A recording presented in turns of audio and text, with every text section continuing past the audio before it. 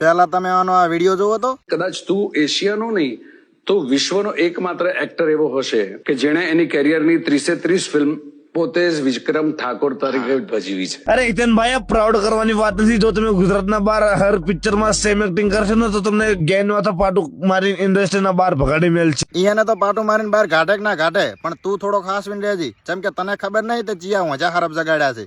તને જીઓ બંગાળની ખાડીમાં ભદ્રાઈ આવી છે. વિક્રમ ઠાકોર 20 વર્ષથી મસ્ત સેમ એક્ટિંગ કરતા આવે છે. લાઈક મોટા છપરી જેવા વાળ રાખવા. વિક્રમ ઠાકોર ને ભલે મોટા છપરી જેવા વાળ રહ્યા, કારણ કે મોટા વાળ તો રામ ને હતા અને રાવણ ને હતા, પણ તારા વાળ ચના જેવા છે. કઈ નથી કેવું, હવે કોમેન્ટમાં જોઈ લે. ગામના સીમમાં જે મોટા મોટા પથરા હોય એમના ઉપર ચડીને વાંસળી વગાડવી. અલ્યા આને હવે કોણ સમજાવે? મોટા મોટા પથરા ઉપર ચડીને તો કૃષ્ણ ભગવાને વાંસળી વગાડતા હતા. તો કાલ દાડે ઉજે તું કૃષ્ણ ભગવાન ને ખોટા કહીશ ને. મેં નક્કી કરી લીધું છે કે હું ખેડૂત બનીશ. ખેડૂત નો ખબર ને, પણ તારા બાપાએ તને ચૂતિયો બહુ મસ્ત બનાવ્યો છે. જો ભાઈબંધ ગાળ બોલવાનું બંધ કર્યું છે, ભૂલ્યા નહીં. અને જે ત્યાં વિક્રમ ઠાકોર ને ગાળ બોલી ને એવી અમને આવડે છે. અને એવી ગાળ બોલતા આવડે છે ને કે તું પણ તારી હાથ ભેઢીઓ જુનાગઢ જતી રહે છે. વાંઢાના હાળા ના હોય અને વિક્રમ ઠાકોર ના શાળા ના હોય. હા.